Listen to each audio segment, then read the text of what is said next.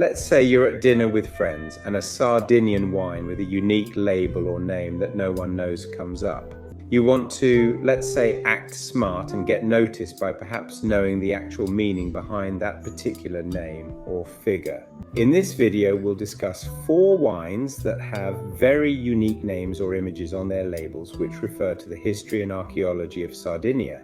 The first wine I want to talk about is this Costa Dorada, which has a truly singular image on its label.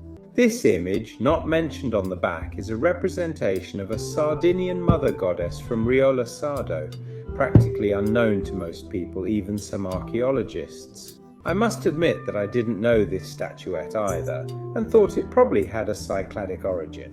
At first glance, it doesn't resemble any other mother goddesses known in Sardinia. However, it's preserved in a Swiss collection, the George Ortiz collection in Geneva. You can see its image here in the collection's book.